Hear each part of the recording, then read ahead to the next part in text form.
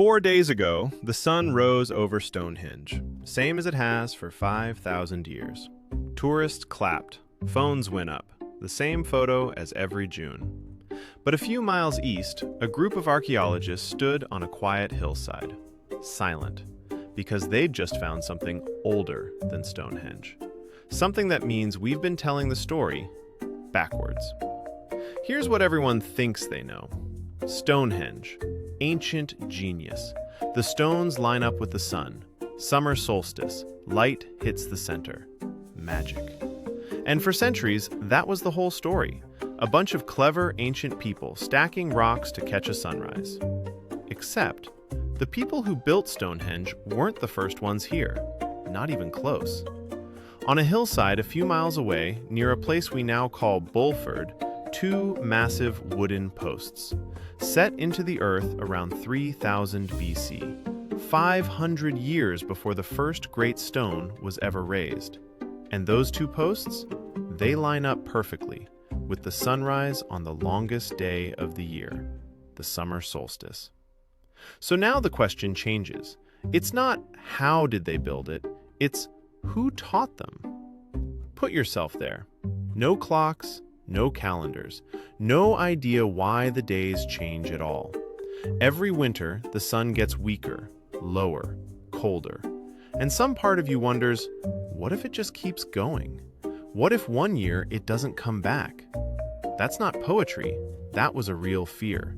The sun dying was the end of everything. Crops, warmth, life. So these people did something extraordinary.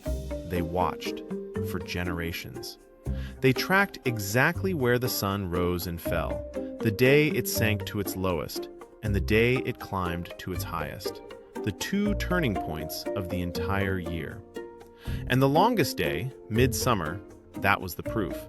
Proof the sun had fought its way back to full strength. The solstice wasn't a festival. It was proof the world wasn't ending. But here's the part that gives me chills.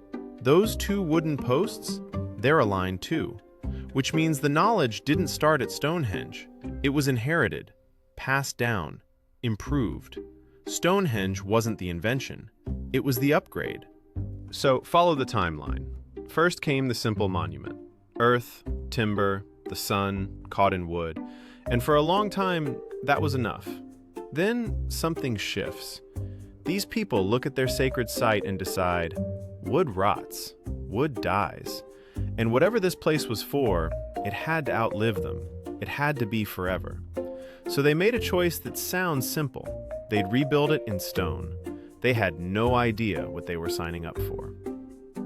Stonehenge is built from two kinds of stone.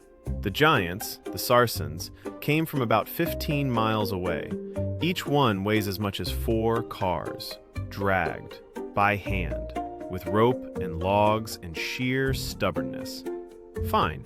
Insane, but fine. And then there are the smaller ones, the bluestones. Those came from Wales, 150 miles away. Let me put that in perspective. They hauled 2-ton rocks, over mountains, across rivers, the distance of a modern road trip, on foot. And here's the kicker. There were closer rocks. There are always closer rocks. The ground there is practically made of stone. But no, it had to be those stones, from that mountain, which means those specific rocks meant something. Now, back to that quiet hillside, 4 days ago. Those two wooden posts, older than the stones, and aligned to the solstice sunrise. For 100 years, we assumed Stonehenge was the beginning, the big idea, the spark. But this changes the order of everything. Because if the posts on that hillside were already tracking the sun, then Stonehenge didn't invent anything.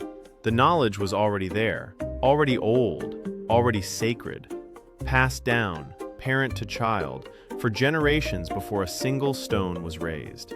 Stonehenge wasn't a stroke of genius, it was the final draft, the cathedral built on top of a much, much older prayer. So the question we started with, who taught them, turns out to have a haunting answer. Their grandparents did. Here's what I keep coming back to. Why? Why pour 1,000 years of human effort into catching a sunrise? Because for these people, the sun wasn't a light in the sky. It was the difference between life and the end of it. And we know something else about this place. Stonehenge wasn't just a calendar. It was a place for the dead.